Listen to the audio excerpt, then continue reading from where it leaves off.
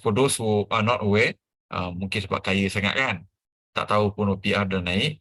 Bank negara mengejutkan Malaysia dengan menaikkan OPR kepada 3%, kepada 3%, right? Which is now means that OPR ni dah sama ke level sebelum pandemic were to happen. So dulu pre-pandemic 2019 our OPR is about 3, right? 3 to 3.5%. So today now is now at that same level dah, right?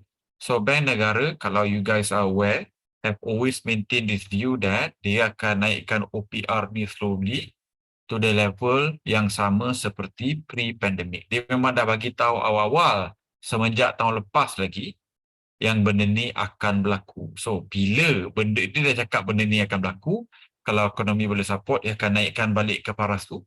Benda ni shouldn't be a surprise. It shouldn't be a news, right? Dia tidak mengejutkan. Okay, which is why when dia naikkan tu, for me it's a non-event lah. Benda dia dah cakap, kita pun dah bagi tahu you guys, and therefore benda ni shouldn't be something yang mengejutkan. Okay. Now kenapa banyak bank terperanjat dengan tu? Sebab mereka expect OPR to maintain. Sebab Feds dekat US pun bila naikkan interest rate pun tak banyak recently. So they expect it to maintain. Okay, but one of the, I would say dua reason lah yang utama yang nampak kat sini kenapa dia naikkan. Satu, here is that our forecast cakap kita akan grow by 4.8% untuk first quarter. Tapi kita not only grow lebih pada 4.8 ni, we are growing at 20% higher than what was originally anticipated. Right? So kita punya fokus 4.8 kan, bank negara punya fokus sendiri 4.8, dan sekali tengok ekonomi berkembang 5.6%. Right? So that's satulah, ekonomi sedang mengembang dengan baik. Ya, pertama. Nombor dua ni adalah okay,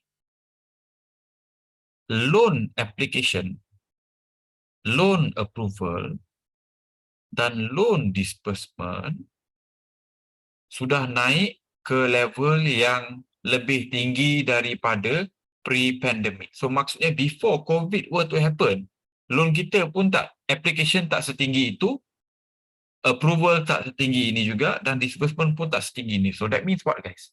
We are doing better in 2023, okay, compared to before COVID. Now guys, you guys that follow Far Capital, I would say more than a year kan. What did we say about 2022 and 2023? Is it a paras bawah ke or recovery year, guys? Right? What did I say? I say recovery kan, tahun lepas dengan tahun ni. So everything yang kita cakap bakal berlaku tu is happening as of today. And it's happening greater than the original expectation to the point whereby today we are not looking at recovery dah ni. Alright? Because recovery means you pergi balik ke the old level. But right now we are doing better than the previous level. Even before COVID were to happen. Even before we had this pandemic. Okay? So, ekonomi sedang berkembang, loan daripada application kepada approval kepada disbursement has now surpassed pre-pandemic. I suspect we are now looking at one of the highest disbursements ever dekat Malaysia in March of 2023. So that's why, right, I view that bank negara had no choice but to increase interest rate. Sebab dia dah bagi komitmen tu, yang bila ekonomi berkembang, everything is healthy, dia akan naikkan balik kepada pre-pandemic punya level. Okay? So, macam saya cakap tadi, daripada application kepada approval kepada disbursement, we are now doing better than pre-pandemic punya level. Right? Which is crazy lah senang cerita. So, this is where we are, right? if you tengok dekat even for example from a loan application punya point of view, it maintains very healthy. In fact, kalau you nampak kat sini, January, February dengan March tu kan lepas OPR mula naik pada middle of last year tu, dia jatuh sikit. But right now, dia dah mula naik balik kepada level which is equivalent to waktu kita punya OPR tu is masih at 2%, 1.75%. Okay. Now, in contrast, bank negara, as we cakap kita akan naikkan OPR kepada level which is back to pre-pandemic. Okay. To combat inflation, to make sure we have a healthy banking system, tak ada property bubble dan apa semua tu. Right? So, bank negara has always maintained that. But I want to show you what's happening globally. Okay. So, yang belah kiri ni, kalau you tengok kat sini, is basically Australia. Australia punya interest rate, right, dengan US punya interest rate has now gone up to not just pre-pandemic punya level, tapi it has basically gone up to way above pre-pandemic punya level. Right? Australia dulu dia punya base rate is 1.5. Today is 4%. Waktu pre-pandemic, before COVID, 1.5. Today is 4%. US pre-pandemic was about 2%. Today is 5%. Okay. This one is UK.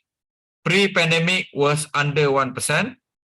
Today it's lebih daripada 4%. Naik 4 kali ganda. Right? Whoever bought property kat UK took financing, good luck. Singapore pun case yang sama. Okay. Pre-pandemic was about 2, today is closer to 4%. So why do I share this? Do I mean to scare you ke? And am I hinting that we are going to go towards that direction? The answer is no, guys. Kita tak sama. Darjat kita tak sama macam negara-negara ni. Right? So dorang ni ada property bull run. Kita tak dapat lagi property bull run tu. So, daripada Singapore kepada UK, kepada US, kepada Australia, they had a property bull run because they drop interest rate and people speculate and buy property like crazy. Harga naik 20, 30, 40%. That's basically what happened. Okay. So, kita dah ada bull run ke belum, guys? Not yet. So, jadi, don't worry, you're not going to see interest rate go up by 1, 2, 3, 4%. Macam kat negara-negara yang ada ni. Okay. Now, one very interesting country that I'm watching closely is actually China. Okay. China did the exact opposite of all of these other negara-negara ni, whereby dia jatuhkan interest rate. Dia jatuhkan interest rate. Right? So I think it's astonishing and they can afford to go and do it to revitalize their punya economy. So I was having a conversation 3 days ago with a private banker from a bank, right? So I got a one-on-one dengan dia and he briefed me lah of all the funds and apa semua tu. I should really look at China sebab apa? Stock tengah jatuh teruk, right? Kalah pre-pandemic punya level. But to me, that's not the biggest thing. The biggest thing for me is that bila government jatuhkan interest rate macam ni, that means people kat China tu dia akan ada surplus of cash. Dia akan ada lebihan tunai. So what happens bila dia ada lebihan tunai sebab they pay cheaper mortgage, they pay cheaper cars. What happen, guys? Okay, they're gonna spend it. So stock market should do very well dekat China for the next 12 bulan. So for those who are looking, I'm personally looking to go quite a sizable bit of my portfolio into China, right? But of course, this is cap ayam punya recommendation lah. I told you my logic, is up to you to follow ataupun tidak lah, right? And we expect bila China completely buka nanti tu, from a tourism punya point of view ni, they will come here, they will come to Singapore and they're gonna spend like crazy. Sebab dia ada higher disposable income now. Now that loan are cheaper dekat sana. So there's a stock punya tips kat sini, there's a business tips punya tips juga dekat sini untuk mereka yang buat Airbnb dan apa semua tu. You can expect floodgates. Kalau boleh, mohon standby China punya base punya translation tu. And here's the irony, waktu I pergi Jepun tu, when I stayed in my Airbnb dekat Osaka tu, I was actually staying in a property Airbnb which is owned by a mainland Chinese. Dekat Jepun. Right? Orang suka property ni, guys. Okay. So this is interesting. This is very contrarian, right? But they want to revive the economy, and macam biasa, when the economy is not expanding as fast as they want or as anticipated, dia akan turunkan interest rate. When the economy tengah panas, dia akan naikkan interest rate. So benda ni kita dah ajar daripada tahun 2020, it has not changed. Okay, it has not changed at all. Okay, so on other news, you think kita punya kenaikan OPR dekat sini of 1% ni is mahal dan melampau? Nasib baik kau bukan warga Argentina. Sebab today interest rate kat Argentina, okay, is above 100%, guys. Right? It's crazy. This is what central banks everywhere in the world is doing to combat inflation. Fortunately, dekat Malaysia ni, our inflation punya problem ni is very terkawal. It's quite alright. But if you go to US, you go to UK, you go to Australia, Argentina, despite winning World Cup, masih kalah dengan inflation. Okay, so it's just crazy lah, right? So impact dia dekat you guys ni, right? Will be a couple of things lah bila kenaikan OPR ni, right? So the first one is that, as you know, your installment is going to be higher. Okay. Well, so when your installment becomes higher, your LE juga akan jatuh. So whatever LE yang you dapat daripada paket tu, dia akan jatuh sikit lah. Lepas tu, if you are talking about a worst case scenario, my prediction for Malaysia in the next 12 bulan, right, is a maximum of 2 rounds of 50 basis points of interest rate increase. Again, this is subject economy expanding much better than expected. And number 2, people still did not stop looking to buy property. Right? So when these two things happen, dia akan naik lagi. And potentially 2 more rounds of 50 basis points. Okay? To impact kepada you lah. Now, to give you a number punya summary, the first yang kat atas ni is basically ni interest rate waktu COVID. Right? Mana saya punya pen ni? Ni interest rate 3% ni waktu COVID dulu, 3%. So dulu you buat loan 500,000 ni, you akan bayar RM1,924 sebulan. But roughly about RM400 tak sampai lah for every 100,000 loan. And when you pay, you punya monthly installment tu, 36% of it goes to principal, 64% of it goes to interest.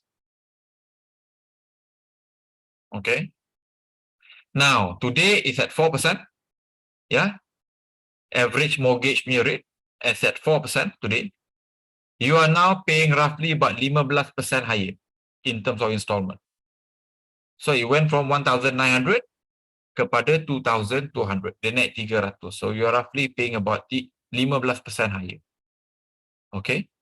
But from an interest point of view, dulu you bayar 64% ni, now you are talking about paying 74%.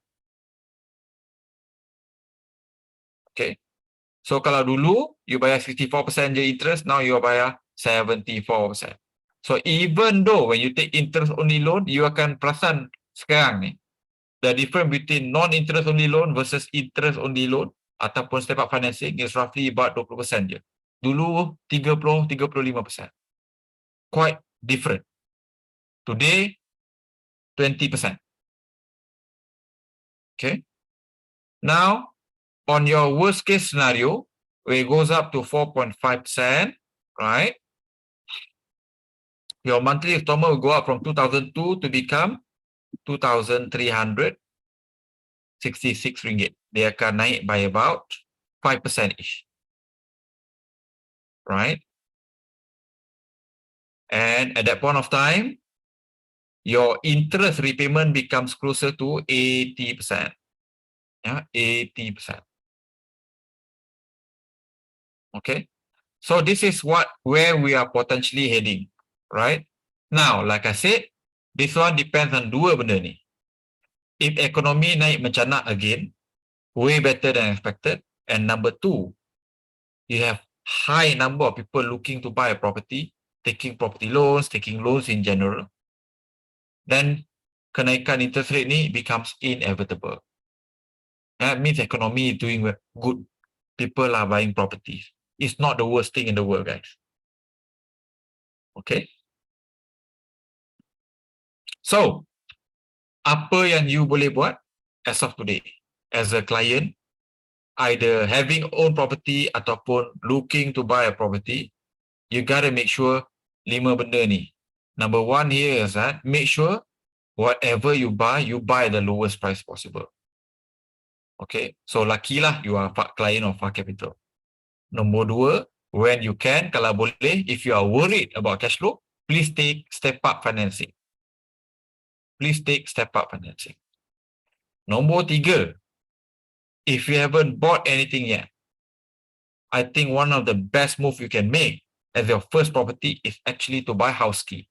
Sebab house key is not just your regular step up financing, even your first 5 years repayment tu, interest dia biasanya lebih murah berbanding dengan normal punya market. Okay, nombor 4, tolong do all you can as fast as possible to clear all of your bad debt. Okay, interest rate goes up, everything goes up. Personal loan repayment goes up, car loan repayment goes up unless you took the fixed one. Okay, so please clear all of your bad debt. Okay, and last but not least, you juga boleh naikkan sewa. And how do you do that? You can naikkan sewa, right? Because the rental market today is pretty decent, right? By giving unique USPs. Okay, so this is what you can do at your end as of today.